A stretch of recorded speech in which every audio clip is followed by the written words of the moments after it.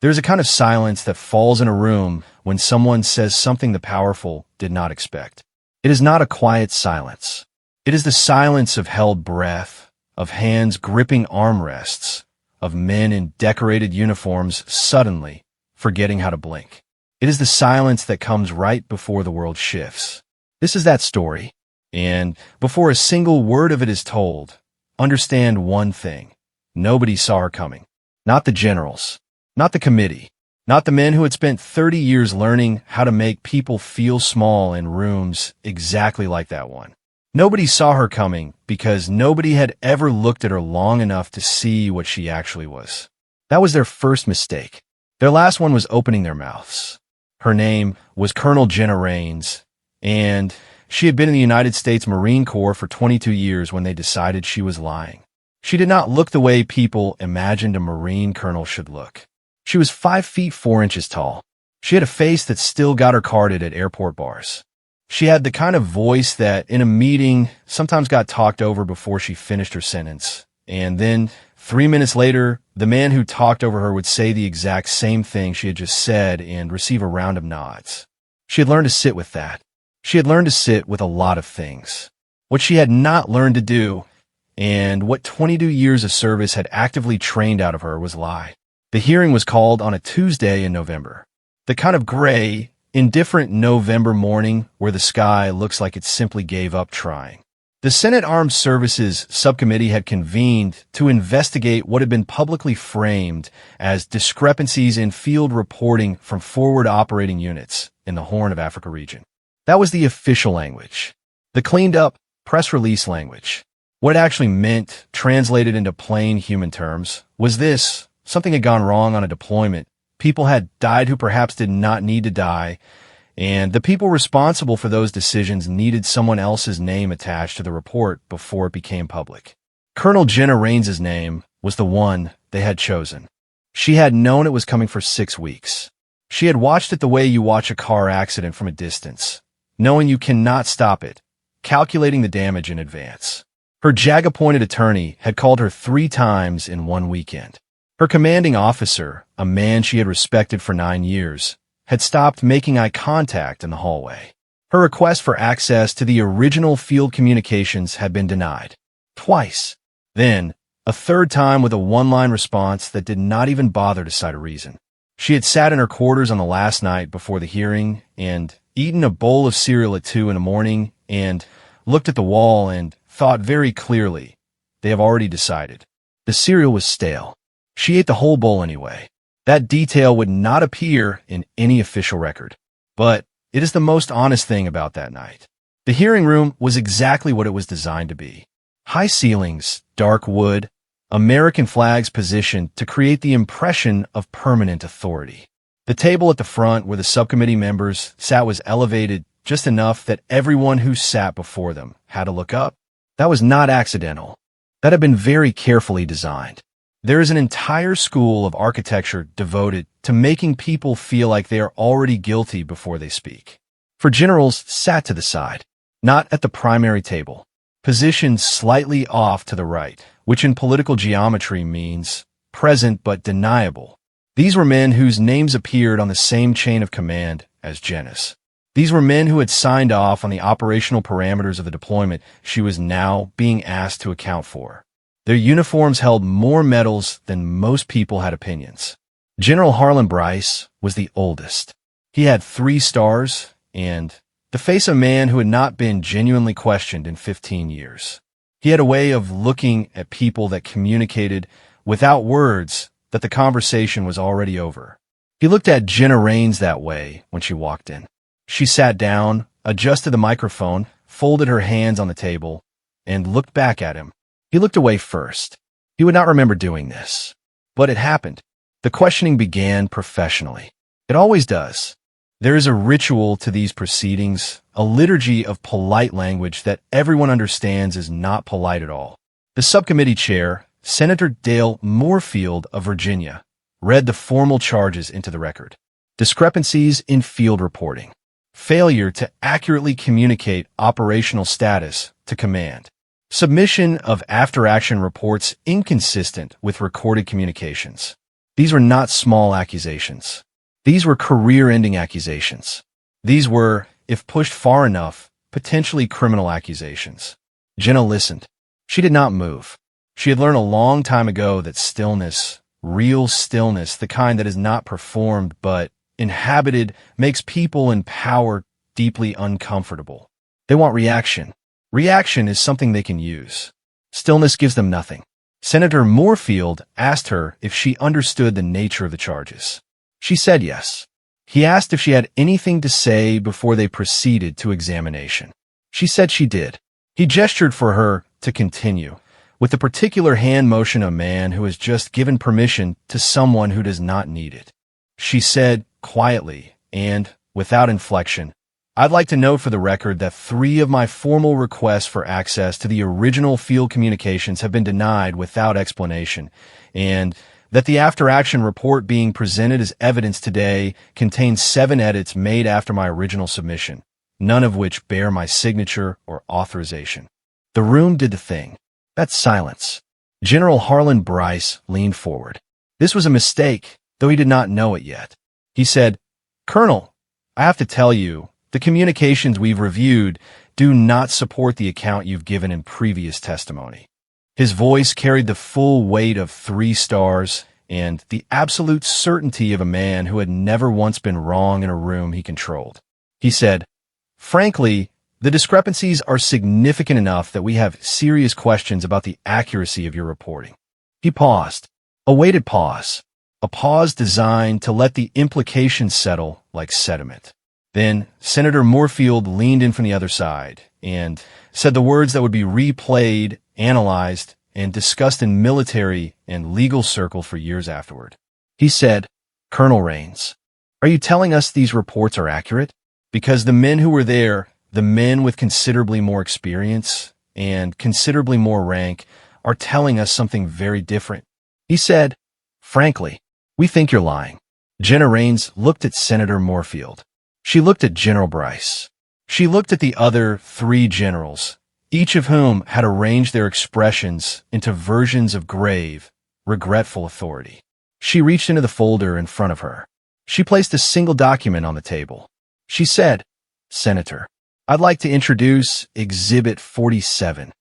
She said it the way a person sets down a glass. Controlled. No drama. Just placement. This is the original field communication log from the night in question. The unedited version.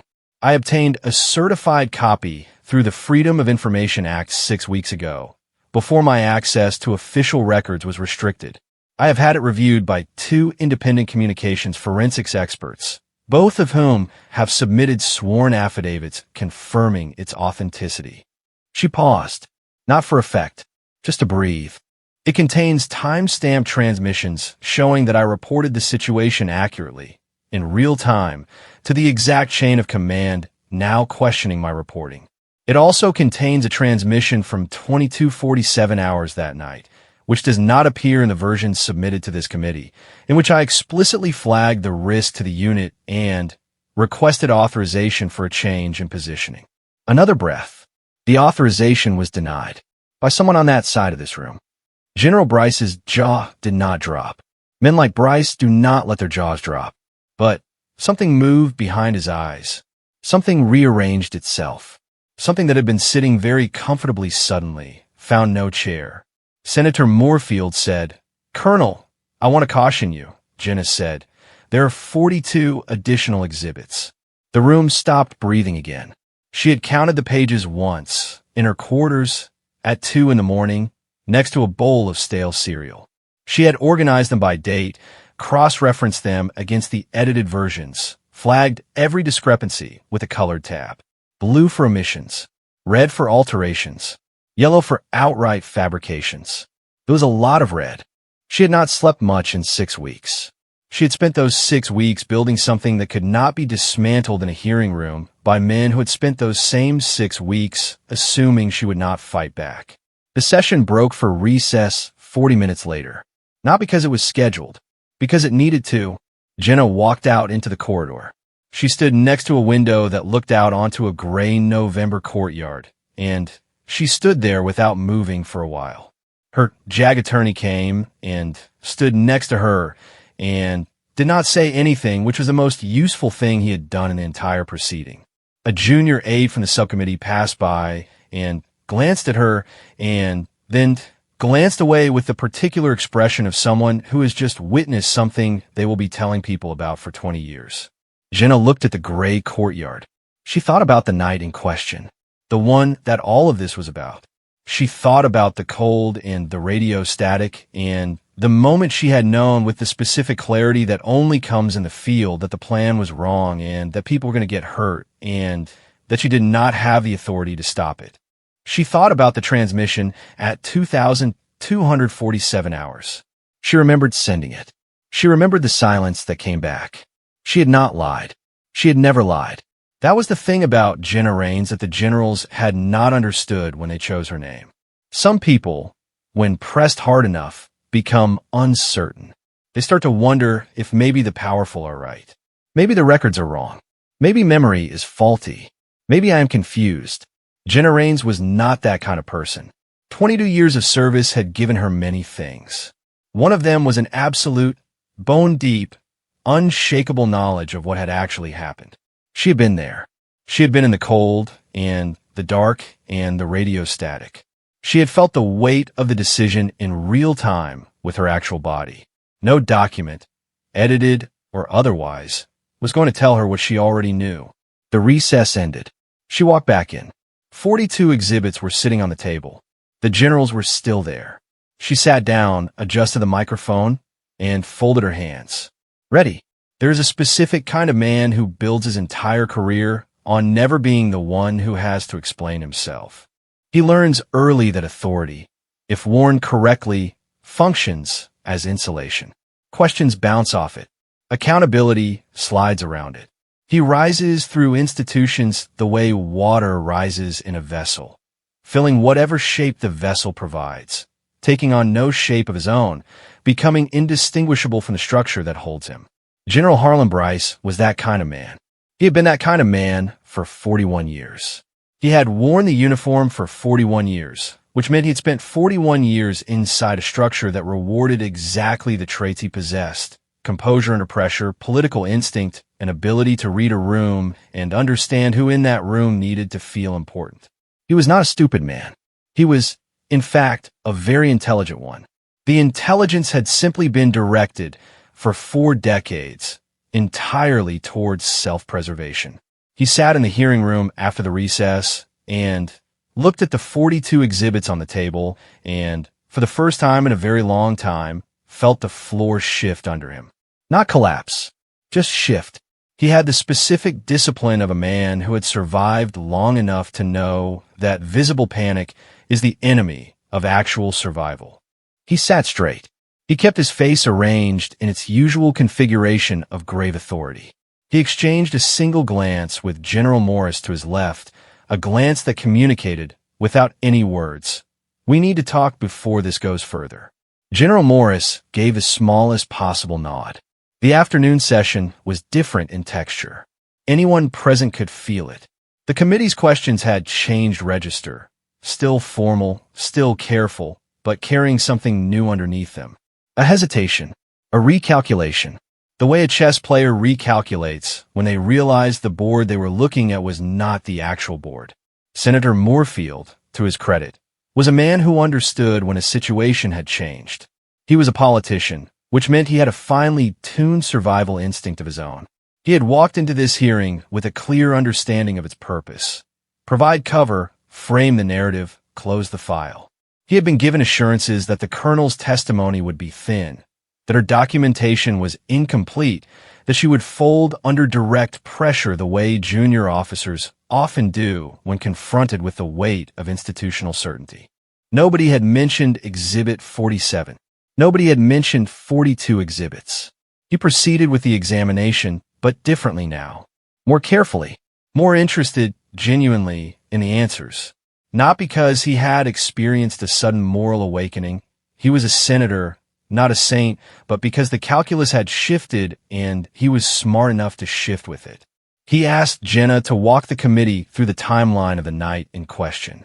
Not as an accusation, as an actual question. She did. She walked them through it the way she had walked through it 100 times in her own head over the past 6 weeks. Chronologically, precisely, with the particular clarity of someone who has lived something so many times in memory that it has become almost architectural, a structure she can move through room by room, corridor by corridor, without hesitation. The deployment had been a joint operation. 3 units, 2 agencies, 1 objective. The intelligence they had been operating on was 14 days old, which in the operational environment they were working in might as well have been from a different century. She had flagged this. The flag was in Exhibit 12. The positioning of the 3rd unit had been decided at a level above her, based on a map overlay that she had reason to believe was outdated. She had flagged this. The flag was in Exhibit 19. The authorization request at 2,247 hours. The one the committee had not seen, the one that did not appear in the edited report, was a direct request to reposition the 3rd unit based on real-time intelligence she had received from a local contact 40 minutes prior. The request had gone up the chain. It had reached a decision-maker. The decision-maker had declined. She had the transmission log. She had the timestamp. She had the denial response, which was 2 words, hold position. She placed Exhibit 31 on the table. Hold position in the handwriting of the chain of command. Hold position with a timestamp that placed it 14 minutes before the incident that had killed 3 Marines and wounded 7 others. The room did not breathe. This is the part of the story where some people expect a dramatic breakdown. They expect General Bryce to stand up and shout, or to pale and sweat, or to do something cinematic that signals his guilt to everyone watching. It does not work that way in real rooms with real men who have spent 40 years learning to perform composure. What actually happened was quieter and more damning for its quietness. General Bryce requested to make a statement. Senator Moorfield granted it. Bryce spoke for 6 minutes. His statement was a masterwork of a very specific genre, the non-denial denial. He expressed deep respect for Colonel Raines's service. He acknowledged that operational decisions in complex environments carry inherent uncertainty. He said that hindsight introduces clarity that is not available in the moment. He said that his decisions have been made in good faith based on the best available information. He did not say, I was wrong. He did not say, I sent those men to hold a position I knew was compromised. He did not say, I chose to edit the record afterward because the alternative was accountability. He did not say any of those things. But Jenna had put 31 exhibits on the table, and the space between what Bryce said and what those documents showed was a silence that filled the entire room. Senator Moorfield looked at Bryce when the statement finished. He looked at him the way a man looks at someone when he has just understood that he was handed a liability and told it was an asset. The break that afternoon lasted 90 minutes instead of the scheduled 20. Jenna sat in an anteroom with her attorney and drank bad coffee from a paper cup and looked at the wall. Her attorney, whose name was Captain Yusuf Hassan, was 29 years old and had been visibly terrified since approximately 0800 that morning and was now visibly something else. Wired alert like a person who signed up for a routine procedure and accidentally ended up in a surgery that was going to make his entire career. He said, Where did you get Exhibit 31? She said, FOIA. He said, They gave you the denial transmission? She said, They gave me 5,000 pages of records. 31 was on page 4,412. They didn't know what they'd given me. He looked at her. She drank her coffee. He said, very quietly, Colonel, do you understand what you've done in there? She thought about the question. It was not rhetorical. He was genuinely asking. She said, I told the truth. He nodded slowly, the way people nod when the answer is technically correct, but functionally enormous. They're going to push back, he said. After today, they're going to push back hard. She knew. She had always known. This was not naivety. She had not walked into that room believing that 42 exhibits would produce an immediate and clean resolution, that generals would collapse under the weight of evidence, and senators would deliver justice like a tidy package tied with string. She had been in the institution for 22 years. She knew how it worked. She knew that truth inside certain structures is not a destination, but a pressure, a thing that builds and builds until the structure either accommodates it or cracks. She was applying pressure. What cracked was a matter of what the structure was actually made of. The second day of the hearing was 3 weeks later. In those 3 weeks, several things happened that did not make the official record, but happened nonetheless. 2 members of the subcommittee's staff requested copies of all 42 exhibits. Not summaries, the actual documents. They were provided. A retired communications officer who had been present on the deployment in question reached out, through an intermediary, to Captain Hassan. He had been in the field that night. He had his own records. He had been waiting for 2 years for someone to make it worth the risk to come forward. He had his own Exhibit 31. An independent journalist who covered military oversight had been in the gallery during the first session. She had watched a 5'4" Marine colonel place 42 documents on a table in front of 4 generals and 2 senators and not blink once. She had written 5,000 words that night and sent them to her editor with the subject line, "This is the one." The piece ran 4 days later. It did not name classified operations. It did not compromise sources. It described the timeline, the exhibits, the edited report, and the silence in the room after Exhibit 31. It was read by approximately 2 million people in the first 48 hours. It was read by 12 people who mattered in very specific ways. 3 of them were on the subcommittee, 2 were their chiefs of staff, 1 was a general who had not been in that hearing room, and who had certain opinions about what General Bryce had done with the operational reports, and 1 was an attorney in the Department of Defense Inspector General's office who had been looking for exactly this thread for 14 months. 14 months. He had been pulling at a different corner of the same cloth. Jenna did not know any of this in those 3 weeks. She went back to her work. She answered emails. She ran 6 miles every morning in the dark. She ate breakfast. She slept, some nights more than others. She had 22 years of practice at performing normalcy inside abnormal situations, and she applied it. But there was a night in the second week of the 3-week gap when she sat in her quarters and thought about the 3rd unit, the one that had been ordered to hold position, the 3 Marines who had died.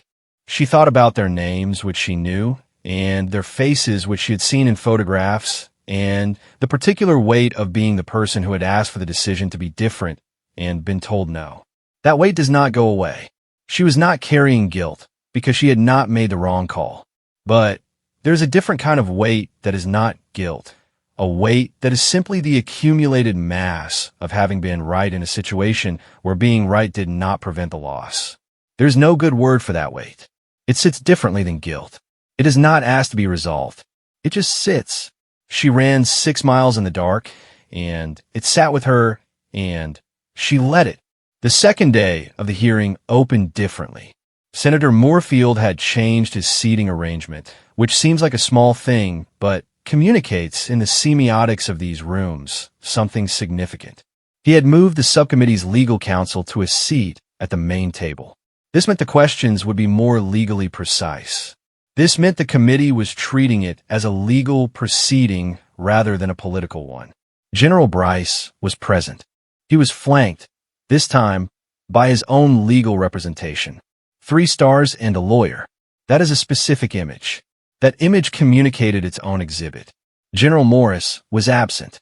His office had submitted a letter citing a scheduling conflict. In the language of these proceedings, scheduling conflict is a white flag in a business suit. Jenna sat at her table. Captain Hassan sat beside her. The 42 exhibits were already on record. She had brought 12 more. She had found them on page 4,831. The session began.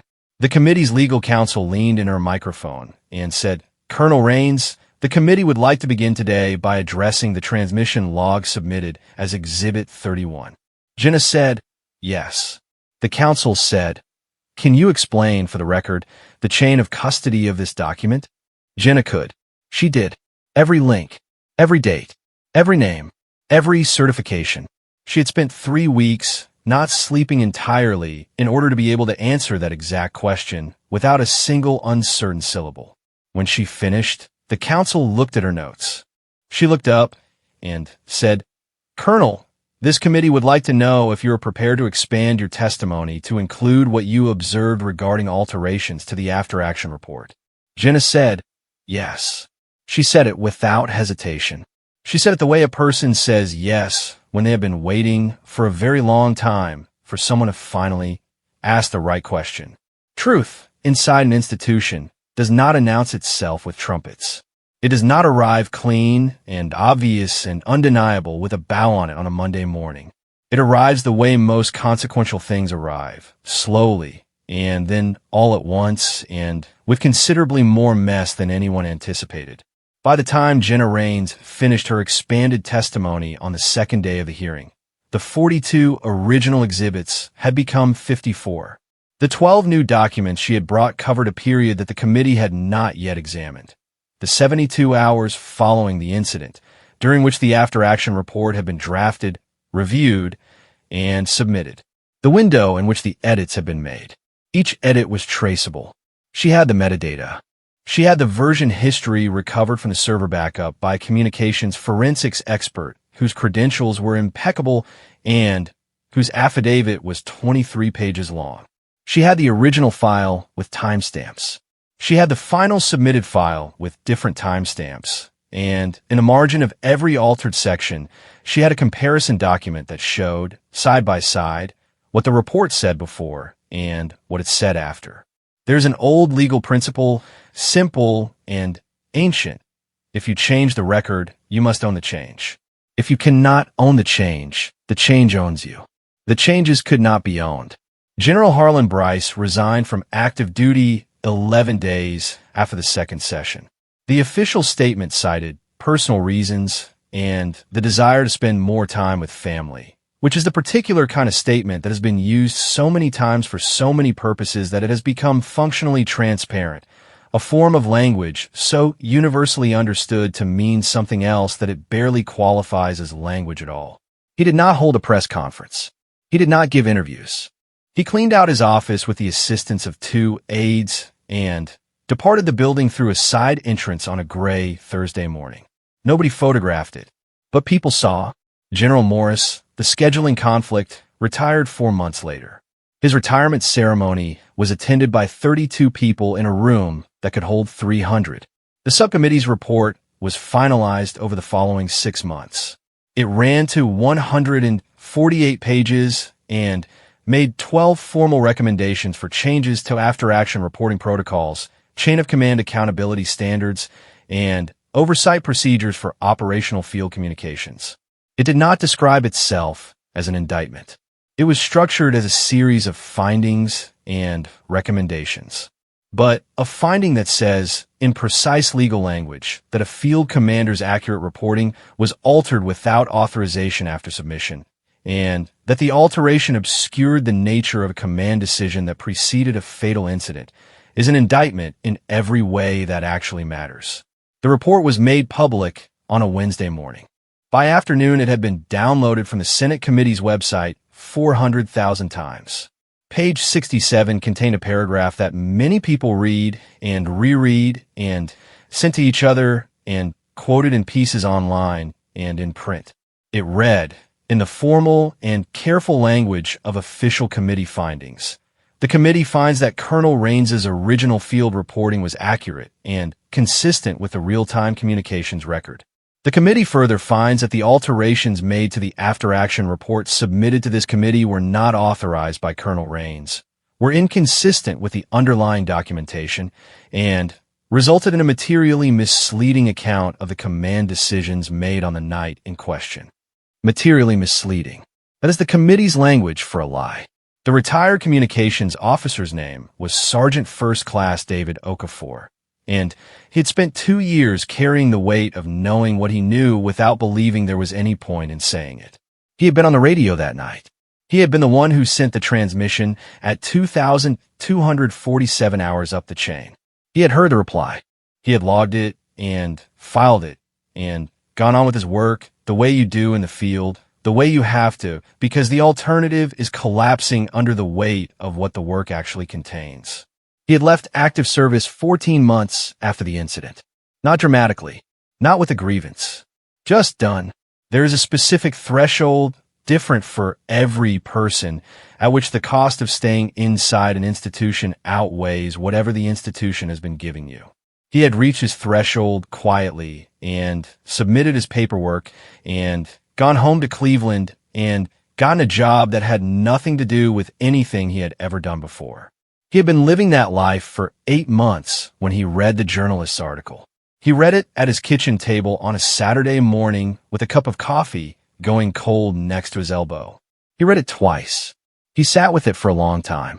Then he called his sister, because that is who he called when he needed to talk through something that was too large to carry alone, and he described what he had read, and she listened without interrupting, which is one of her great gifts. And when he finished, she said, "You already know what you need to do."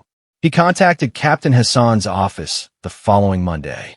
His testimony at the second session was 11 minutes long. He was composed and precise and spoke in the specific cadence of someone who has rehearsed something so many times that the rehearsal has become identical to the truth. When he finished, the room held that silence again, the particular silence of a thing landing. He did not look at the general's table when he spoke. He looked at the committee. He told the truth in the way people tell the truth when they have been waiting too long to say it. Not with anger, not with drama, but with the specific exhausted relief of putting something down that was always too heavy to be carried alone. The journalist's name was Priya Mehta. She had been covering military oversight and government accountability for 11 years. She had broken 3 significant stories in that time, each one requiring a different kind of patience. The patience of building trust, of reading thousands of documents, of waiting for the source who finally decides the risk is worth taking. She had been in the gallery during the first session, not because she had been tipped off, but because she had developed over 11 years a specific radar for hearings that were designed to be quiet. Hearings scheduled on Tuesday mornings in November. Hearings with vague, official framings. Hearings where a junior name was being positioned in front of something larger. She had sat in the gallery and watched Jenna Raines place 42 documents on the table and felt, with the certainty that she had learned to trust over 11 years, that she was watching the thing behind the hearing come apart. She had written the 5,000-word piece in one sitting. That almost never happened. It happened here because the story had its own architecture. It was already fully built. She just had to describe the shape of it. After the second session, she wrote a follow-up that was longer and went further. She interviewed 12 people. None of them were Jenna. Jenna had not spoken to any press and would not yet, not until the proceedings were complete. But the 12 people Priya interviewed had all been in the room or adjacent to the room or down the hall from the room, and their accounts, assembled carefully and cross-referenced against the public record, build a picture that was complete enough to stand on its own. The follow-up piece ran on the front page. It was nominated for a National Journalism Award the following year. It did not win. That is not relevant to the story, but it is true, and the story asked for truth. Jenna Raines was promoted to Brigadier General 14 months after the second session. The confirmation process took 6 weeks. It was not straightforward. There were people in the institution who believed, not wrongly from within their own logic, that what she had done, the FOIA requests, the forensics experts, the prepared exhibits, the willingness to sit across a table from 4 generals and 54 years of accumulated institutional authority and say, without flinching, I have the documents, that what she had done was a kind of disloyalty, not to the country, to the structure. They were not entirely wrong on their own terms. She had been disloyal to the structure. She had declined to let the structure consume her in exchange for its protection. She had decided at some point during 6 weeks of being stonewalled and denied and maneuvered that the structure was not actually worth protecting if protecting it meant lying about 3 dead Marines. That is not a heroic decision in any cinematic sense. It is quieter than that. It is a decision made at 2 in the morning next to stale cereal, without an audience, without certainty about the outcome. Those are the actual heroic decisions. The ones made alone in the dark, with no guarantee that anyone will see them or that they will matter. The confirmation was approved. She did not celebrate. She had a meeting at 0730 the following morning, and she prepared for it. She ran her 6 miles in the dark. She ate breakfast. She went to work. There is something worth saying about what did not happen, because what does not happen is often as important as what does. Nobody came to Jenna in the 6 weeks before the hearing and told her to fight. Nobody outlined a strategy for her. Nobody handed her a folder and said, "Here's how you survive this." She built the folder herself. She made the FOIA request herself. She read 4,831 pages of records herself. She found Exhibit 31 on page 4,812 on a Tuesday night, and she set it aside and kept reading because she had learned at some point in 22 years that the most important document is usually the next one. Nobody coached her on composure. She had the composure of a person who had made peace with the possibility that she would lose this and had decided to tell the truth anyway, and had found that making that decision entirely removed the need to perform anything. There was nothing to perform. She was just a person who knew what had happened, who had the documents to prove it, and who had run out of patience for pretending otherwise. That is the thing about integrity that is often left out of the stories told about it. It is not a shield. It does not protect you. It does not guarantee a good outcome.